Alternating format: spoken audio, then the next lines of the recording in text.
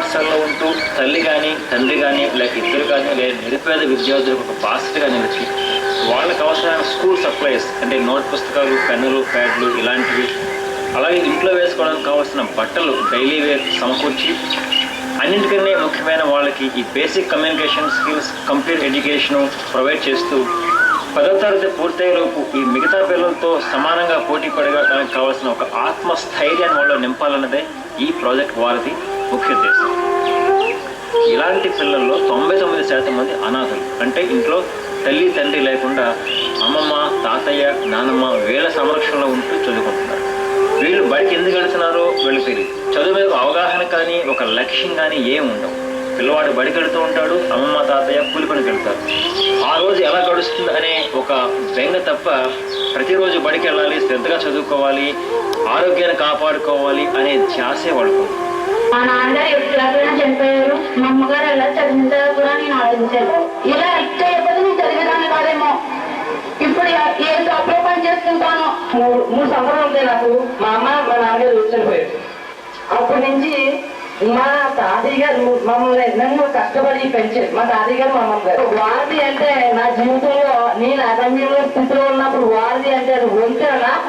నాకు వంటించి చూపించారు సార్. అటువంటి గమ్యం, అదే నీ గమ్యం. నువ్వు చదువు బాగుంటుంది. నాకు ఇన్స్టాల్ నుండి దుస్తుల కన్నా పుస్తకాల కన్నా అన్నిటికంటే నిర్ణయం ఏంటంటే నిజంగా వాళ్ళు చెప్పినట్టు ఆత్మస్థైర్యం ఇచ్చారు. మాకు తప్పకుండా బాగా పెరిగాయి. నమ్మకాన్ని నేను వంచకుండా జీవితంలో ఒక స్థాయికి చేరికి మాలాంటి విద్యార్థులను ఎంతమందిని చదివిస్తానని పరమంగా తెలియజేస్తున్నాను. వీళ్ళు ఇచ్చినటువంటి ముఖ్యమైన డబ్బు కాకుండా చేసింది ఏంటంటే పిల్లలు ఆత్మవిశ్వాసం కలిగింది. ఇప్పుడు మా పిల్లల గురించి నాకు ఏ దిగులు లేదు.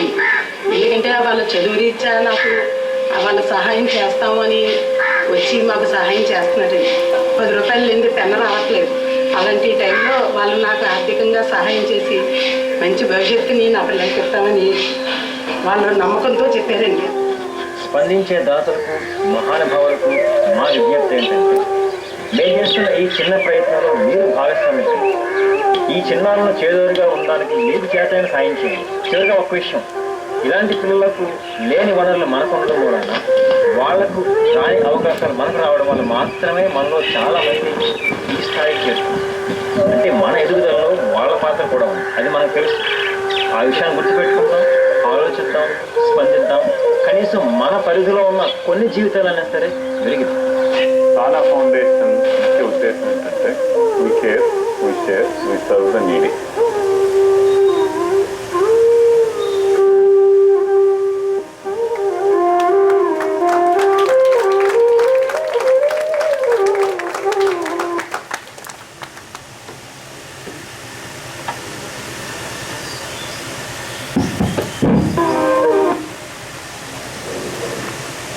సభకు నమస్కారం. మీరు చూసిన వారధి ప్రాజెక్ట్ గురించి మరికొన్ని విషయాలు. ప్రస్తుతం ఈ ప్రాజెక్టులో 60 స్కూల్స్ నుండి సుమారు 500 మంది విద్యార్థులు ఉన్నారు. వీరందరికీ కూడా తానా ఫౌండేషన్ అమెరికా వారు ఆర్థిక సహాయం చేస్తున్నారు.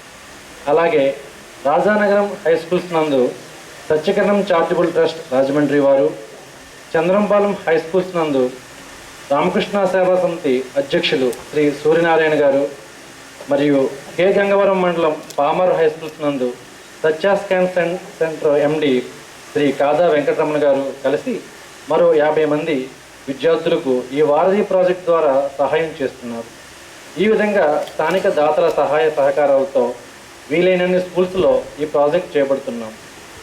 దీని నిమిత్తం ఒక్కొక్క విద్యార్థికి సంవత్సరానికి 5,000 రూపాయలు ఖర్చు అవుతుంది. ఈ ప్రాజెక్టులో మేము 6-7 తరగతుల విద్యార్థులను తీసుకుని 10వ తరగతి వరకు మా సంరక్షణలో ఉంచుకుంటాం. అలాగే కంప్యూటర్ మరియు స్పోకెన్ ఇంగ్లీష్లో శిక్షణ ఇవ్వడం జరుగుతుంది. ఎవరైనా సాయం చేసే దాతలు ఉంటే ఏ ఊరికైనా రావడానికి, సేవ చేయడానికి సిద్ధంగా ఉన్నాం. దయచేసి మా ఈ ప్రయత్నంలో పాలు పంచుకోవాల్సిందిగా కోరి ప్రార్థిస్తున్నాం. Thank you.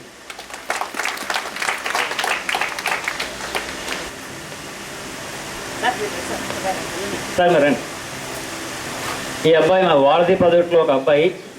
ఈ అబ్బాయికి మేము ఏమి చేయగలిగామనే విషయం స్వయంగా ఆ గ్రామ సర్పంచ్ శ్రీ శివచంద్ర గారు మీకు తెలియజేస్తారు.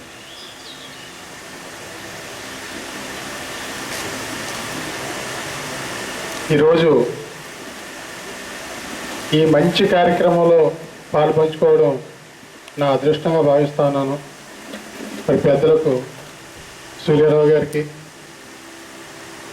ప్రసాద్ గారికి, అందరికీ కూడా నేను నమస్కారాలు తెలియజేస్తున్నాను. నేను ఎందుకంటే ఇక్కడికి వచ్చిన ప్రతి ఒక్కరి మనసు కూడా చాలా మంచి మనసు, దానగుణం ఉండి ప్రజలకు ఏదో చేయాలి అనుకునే ఆలోచన ఉన్నటువంటి వ్యక్తులందరూ కూడా ఇక్కడ ఉన్నవాళ్ళు. వాళ్ళకి మరొకసారి అందరికి కూడా నా వందనాలు తెలియజేస్తున్నాను. నేను ఈ అబ్బాయి మా గ్రామమే, లారీ డ్రైవర్ ఈ అబ్బాయి తండ్రి. అనుకోకుండా సడన్గా లారీ యాక్సిడెంట్లో చనిపోవడం జరిగింది. చనిపోయిన తర్వాత ఈ అబ్బాయి స్కూల్కి వెళ్తున్నాడు. 2 అబ్బాయిలు, ఈ అబ్బాయి పెద్ద అబ్బాయి. స్కూల్కి వెళ్తూ ఉంటే మొత్తం మీద హెల్త్ క్యాంప్ పెట్టడం జరిగింది మా గ్రామంలో, మా సార్ ద్వారా. హెల్త్ క్యాంపులో గుర్తించి ఈ అబ్బాయి ఏంటి ఎదుగట్లేదు అని చెప్పేసి సారే ఆ క్యాంపులో గుర్తించి మళ్ళీ కాకినాడ హాస్పిటల్కి తీసుకెళ్ళి అక్కడ ఆపరేషన్ అవి చేయించాలని చెప్పేసి వెంటనే పరీక్షల్లో తప్పనిసరిగా అబ్బాయికి హార్ట్ ఆపరేషన్ పడుతుందని చెప్పేసి అక్కడ డాక్టర్లు తెలియజేయడం. వెంటనే అక్కడ మళ్ళీ సారు మళ్ళీ నాకు ఫోన్ చేసి, సర్పంచ్ గారు ఇలా మీ గ్రామంలో పలానా అబ్బాయి ఉన్నాడు, కొంచెం ఫాలోఅప్ చేయండి అని చెప్పి అంటే నేను మళ్ళీ హాస్పిటల్కి తీసుకెళ్ళి జాయిన్ చేయడం. సారు ఆధ్వర్యంలో అక్కడ చక్కగా ఈ అబ్బాయికి ఆపరేషన్ చేయడం జరిగింది. అంటే నిజంగా అక్కడ సర్పంచ్గా ఉంటూ మేము నిత్యం ఉండే ప్రజల్లో ఉంటున్నా సరే మేము కూడా ఈ అబ్బాయి అనారోగ్యాన్ని మేము కనిపెట్టలేకపోయాం. అంటే అసలు ఏ రకంగా చెప్పాలనేది, ప్రధానంగా పల్లెటూరులో ఉన్నటువంటి ప్రభుత్వ పాఠశాలలో వెనుకబడ్డటువంటి ఈ పిల్లల గుర్తింపుకు, అంటే చదువులే కాకుండా ఆరోగ్యం మీద కూడా దృష్టి పెట్టి ఇటువంటి పిల్లలకి మంచి చేస్తున్నటువంటి పడాల చారిటబుల్ ట్రస్ట్ మన ప్రసాద్ గారికి నిజంగా చాలా ధన్యవాదాలు తెలియజేస్తా ఉన్నాను నేను. ఎందుకంటే ఈ అబ్బాయికి ఆపరేషన్ చేయించకపోతే, అంటే ఈ అబ్బాయి అనారోగ్యాన్ని గుర్తించకపోతే ఆపరేషన్ చేయించాలనే సంగతి మాకు తెలియదు, ఎవరికి తెలియదు. ఎందుకంటే ఈ అబ్బాయిని హాస్పిటల్కి తీసుకెళ్లే మనిషి యజమాని లేడు. తల్లి ఏంటంటే ఈ రోజు రాత్రికి ఏ రకంగా గడవాలి అనే ఆలోచన. నిజంగా ఈ అబ్బాయి ఒక మట్టిలో మాణిక్యులు అంటే అబ్బాయి. లాస్ట్ ఇయర్ ఇప్పుడే నేను కారులో తీసుకొస్తా ఉంటే కర్చీప్ చూపించాడు. ఏది కర్చీప్ ఏదమ్మా, కర్చీప్ చూపించాడండి నిజంగా.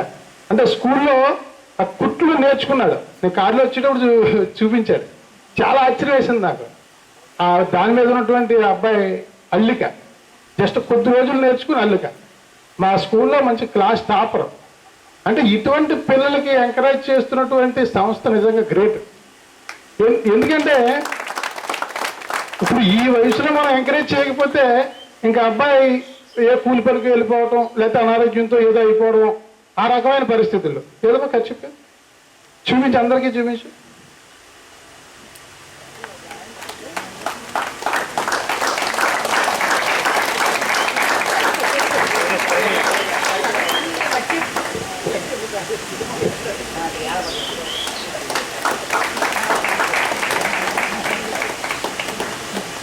అంటే ఈ కర్చీప్ కొనాలంటే ఇంచుమించు 200-300 రూపాయలు రేటు పెడతారు మనకి పెద్ద షోరూంలో.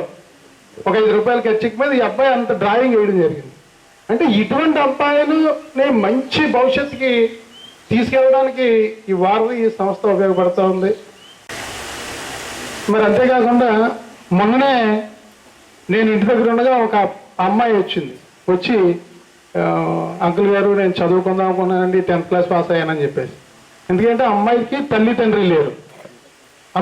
పాప ఆ అమ్మాయికి తల్లి తండ్రి లేరు. వెంటనే నాకు బాధ అనిపించి వెంటనే జగ్గంపేట హాస్టల్కి తీసుకెళ్తే వాళ్ళు ఇంటర్మీడియట్ కాలేజీలో జాయిన్ చేయాలంటే మీరు ఫుడ్ అకామిడేషన్ ఏర్పాటు చేయండి అంటే ఎస్సీలకి చేస్తామని మేము అదర్ క్యాస్ట్కి చేయమన్నారు.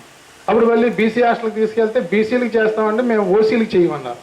అప్పుడు మళ్ళీ ఏంటని చెప్పేసి ICDS డిపార్ట్మెంట్ సంప్రదిస్తే రాజమండ్రిలో ఈ హోమ్ ఉంటుంది, ICDS గవర్నమెంట్దే, అంటే కొంచెం ప్రభుత్వం నిర్వహించేదే హోమ్ ఉంటుంది, అందులో జాయిన్ చేయండి అని చెప్పి అన్నారు. అక్కడ తీసుకెళ్ళి ఆ ప్రిన్సిపాల్ గారితో మాట్లాడి, ఆ వార్డెన్ గారితో మాట్లాడి అక్కడ హాస్టల్లో జాయిన్ చేయడం జరిగింది. హాస్టల్లో జాయిన్ చేసిన వెంటనే నేను నా భార్య వెళ్ళి ఆ రోజంతా ఇంకా అడ్మిషన్ ఇవన్నీ కూడా చూసి జాయిన్ చేయడం జరిగింది. ఈ అమ్మాయిని చదివించాలంటే, కాలేజీ చదివించాలంటే, ఇంటర్మీడియట్ చదివించడానికి ఎదురుగుంట కందుకూరు రాజ్యలక్ష్మి మహిళా కళాశాలకు తీసుకెళ్ళడం జరిగింది. తీసుకెళ్ళిన తర్వాత అక్కడ ఏమన్నారంటే 6,000 కట్టాలండి ఫీజు. ఇదేంటంటే గవర్నమెంట్ కాలేజ్ కదా, గవర్నమెంట్ అండర్టేకింగ్, ఈ పిల్లల ద్వారా వచ్చే ఫీజుల ద్వారానే మేము చదివించాలని చెప్పంటే, అలా కాదని ఎవరు లేరు, నా వరకు ఏంటంటే బట్టలు పుస్తకాలు ఇటువంటివి మేము కొంటాం, ప్రతి సంవత్సరం ఫీజు కట్టడం అంటే కొంచెం ఇబ్బంది కదా అని చెప్పేసి అంటే ఏంటి ఏదో రకంగా వాళ్ళ దగ్గర నుంచి తగ్గించాలనే ఉద్దేశంతో అలా చెప్పాం. చెప్తే 6,000 చిల్డ్రన్ నుంచి 4,000కి ఫైనల్ చేయడం జరిగింది. సరే అని చెప్పేసి 4,000 4 రోజుల్లో కడతామని చెప్పేసి అక్కడ అన్ని అప్లికేషన్ ఫిల్అప్ చేసి అన్నీ చేసి మళ్ళీ అమ్మాయిని హాస్టల్లో దింపి నేను 2-3 రోజుల్లోగా డబ్బులు తెస్తానమ్మా అని చెప్పేసి ఈ పాపకు చెప్పడం జరిగింది. చెప్పి మళ్ళీ నాకు కొంచెం ఎందుకనో టైట్గా అనిపించి, కొంచెం డబ్బులు కొంచెం ఇబ్బందిగా అనిపించి వెంటనే అలా ఎలాగా ఈ అమ్మాయికి ఏదోలా చదివించాలని చెప్పేసి అంటే నాకు మళ్ళీ సార్ గుర్తొచ్చాను. వెంటనే మా విశ్వనాథ్ సార్ గారి దగ్గర నెంబర్ తీసుకుని సార్కి ఫోన్ చేసి ఇదండి పరిస్థితి అని చెప్పంటే వెంటనే ఈ అమ్మాయి చదువుకునే కాలేజీకి 4,000 డబ్బు పంపించడం జరిగింది. అంటే ఇటువంటి పిల్లల్ని ఎంకరేజ్ చేయడం అనేది నిజంగా చాలా అద్భుతం. నిజంగా నేను సేవా కార్యక్రమాలు చేస్తూ ఉంటాను. మేము చేసే సేవా కార్యక్రమాలు ఏంటంటే అక్కడ పేద ప్రజలకి రకరకాలుగా చేస్తూ ఉంటాం. అంటే ఇటువంటి పిల్లలకి చేయడం వల్ల ఇప్పుడు ఈ పిల్లలందరినీ చూసాం. వీళ్ళందరూ డాక్టర్లు, ఇంజనీర్లు, అనేక రకాల దాంట్లో వెళ్ళడం జరిగింది. ఇందాక ఒక అబ్బాయి చేశాడు, అసలు ఫీలింగ్ అయ్యి పని లేదు, మనం ఎంతోమందికి సర్వీస్ చేయడానికి ఈ అవకాశాన్ని ఉపయోగించుకోవాలని చెప్పేసి. అదే రకంగా ఇప్పుడు ఈ ట్రస్టు ఈ స్కాలర్షిప్లకు పంపిణీ ఒక ఎత్తు నేను చూసింది.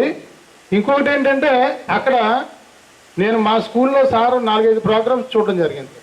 అక్కడ ఇదే రకంగా పెద్ద స్క్రీన్ పెట్టి పిల్లలందరికీ అవగాహన కార్యక్రమాలు, చదువుకుంటే వచ్చే ఉపయోగం ఏంటి, చదువుకోకపోతే వచ్చే నష్టం ఏంటి, బాగా చదువుకుంటే మనం ఏ రకంగా బాగుంటాం, మన భవిష్యత్తు ఎలా ఉంటుంది అని చెప్పేసి పిల్లలందరికీ అక్కడ ఒక సినిమా చూపించినట్టు చూపించి పిల్లలకు అవగాహన కల్పించి వాళ్ళ భవిష్యత్తు గురించి అనేక రకాలైనటువంటి మంచి విషయాలు మరి ఎన్నోసార్లు చెప్పి ప్రతి పాఠశాలకి వెళ్ళి కార్యక్రమాలు చేస్తూ ఉన్నారు. అంటే సాధారణంగా ప్రతి చదివించే తల్లిదండ్రులు డబ్బున్న వాళ్ళందరూ కూడా ప్రైవేట్ స్కూల్లో చదివిస్తూ ఉన్నారు. అక్కడ ఫీజులు కట్టి సాయంత్రం ఇంటికి వచ్చిన తర్వాత హోంవర్క్లు చేయించడం, ట్యూషన్లు చెప్పించడం ఇవన్నీ చేస్తూ ఉన్నారు. మరి ప్రభుత్వ పాఠశాలలో చదువుకునే పిల్లలందరికీ కూడా పాపం వాళ్ళకి చదువు గురించి ఏంటనేది పూర్తిగా తెలియదు.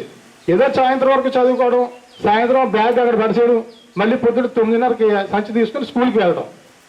ఈ రకంగా చదువుకుంటే వచ్చే ఉపయోగం ఏంటి, చదువుకోకపోతే వచ్చే నష్టం ఏంటి, బాగా చదువుకుంటే మన జీవితం ఎంత బాగుంటుందని తెలియకపోవడం వల్ల చాలా మంది పిల్లలు వెనకబడిపోయి అలాగా 10th క్లాస్ అయిన తర్వాత ఏదో కూలి పనికి వెళ్ళిపోవడం, ఫెయిల్ అయిపోవడం, పాస్ అవడం ఈ రకంగా అయిపోతుంది.